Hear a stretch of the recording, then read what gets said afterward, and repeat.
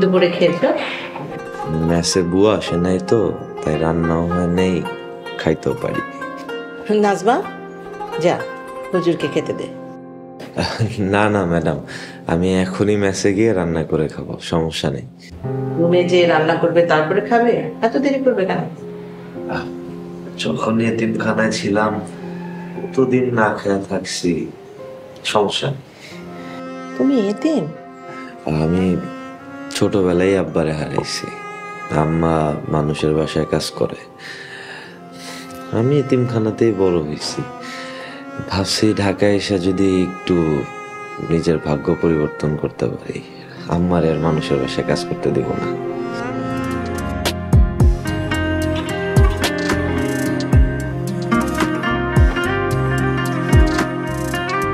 তুমি আসছো?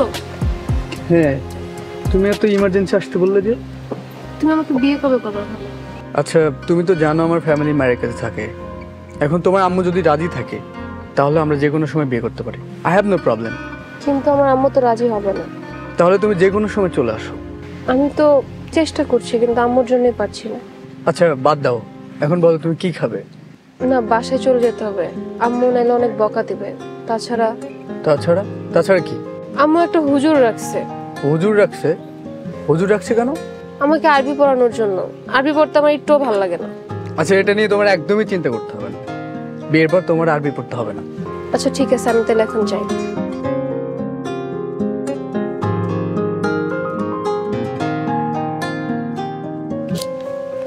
একবার তোমাকে আনতে পারলে তোমার আম্মুর সব প্রপার্টি আমার নামে করে নেবে।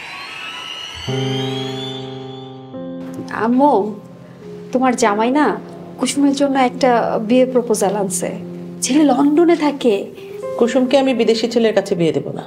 আম্মু, তোমার জামাই প্রপোজালটা আনছে, একবার ভাবো। তোমরা নিজেদের পছন্দে বিয়ে করেছো, কুসুমকে আমি আমার পছন্দে বিয়ে দেব। এ ব্যাপারে কারো নাক গলা আমি পছন্দ করব না। কুসুম,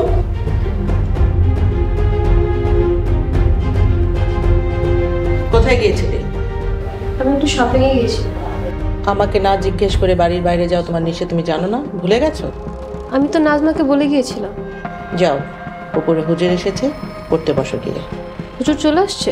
হ্যাঁ, চলে এসেছে। যাওয়ার সময় হিজাব পরে যাবি। আম্মু, তুমি কুসুমকে হিজাব পড়তে বলছো? শালীনতার সাথে আরবি পড়তে হয়। কুসুম, যা।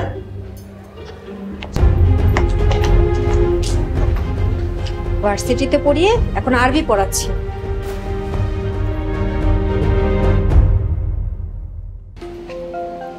হুজুর আসসালামু আলাইকুম।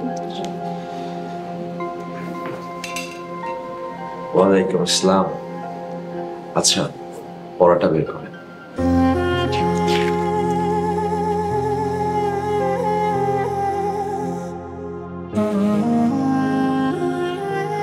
জি, আমার সাথে সাথে বলুন। জিম, হা, খ, দাল, জাল, র, জা। হুজুর, আমি না এগুলা পারি। ঠিক আছে, আপনি বলুন। জিম, হা, খ, দাল, জাল, র, জা। এবার কুলসুম বলুন। আমার নাম কুলসুম না কুসুম। আচ্ছা ঠিক আছে, বুঝতে পেরেছি। আচ্ছা, কুলসুম কার নাম ছিল জানেন? আমাদের নবী হযরত মুহাম্মদ সাল্লাল্লাহু আলাইহি সাল্লামের মেয়ের নাম ছিল কুলসুম। আল্লাহ পাক অনেকের নামের উসিলাতেই তাকে জান্নাত দান করে দিবে। সুবহানাল্লাহ। আমি তো এত কিছু শুনতে চাচ্ছি না। ঠিক আছে, পড়া শুরু করুন। জিম, হা, খ।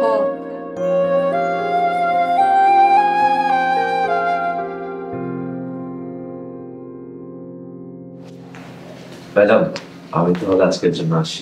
বসো।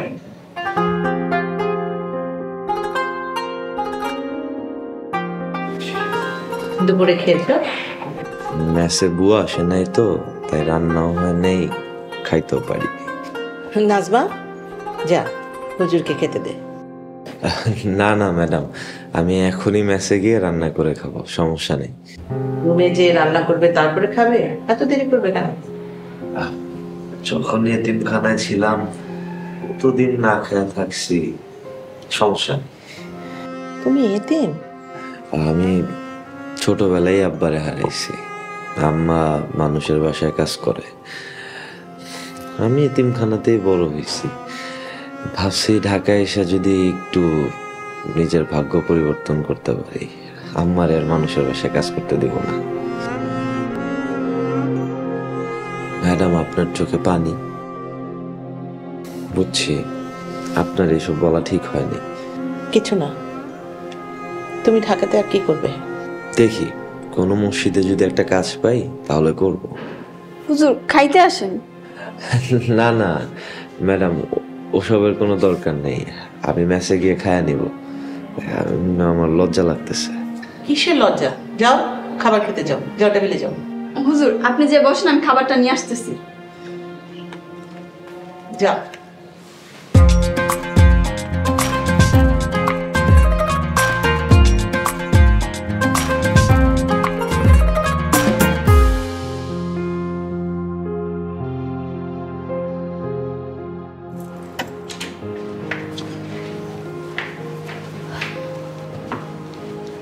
আচ্ছা শোনো, তোমার কাছে বিয়ের উপযুক্ত কোনো পরিচিত ভালো ছেলে আছে?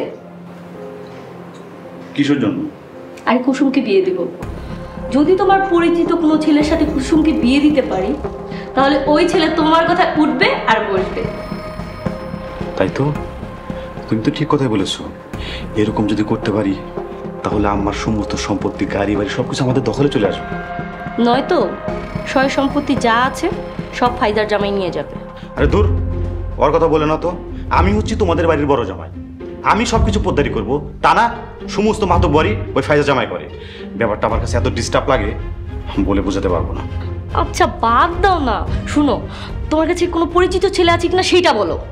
আরে আছেই তো, ওই আমার কাজিন শামীম, চেনো না তুমি? গুড আইডিয়া, অনেক ভালো হবে। তাহলে এক কাজ করি, আজকে বিকালে যেয়ে আম্মুর সাথে এই বিষয়ে কথা বলি, কি বলো? ঠিকই বলছো। যদি ছলে বলে কৌশলে স্বামীকে বিয়ে করাতে পারি, তাহলে তোমার আমার সমস্ত সম্পত্তি আমাদের ব্যক্তিগতভাবে হয়ে যাবে। হ্যাঁ, আর ফাইজার জামাইরও মাতুব্বরি কমে যাবে। রাইট। সবকিছু আমাদের দখলে হয়ে যাবে। হুজুর আইটু বাদ দিই।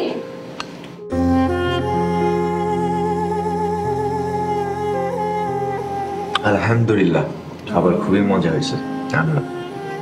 আপনি যে প্লেটে সব কটা খাবার কাঁচায় খেলেন, এর জন্য আর কি সারতেছি। শোনো, প্লেটের সম্পূর্ণ খাবার শেষ করতে হয়। এটাকে কি বলে? বরকতি খাওয়ানো বলে।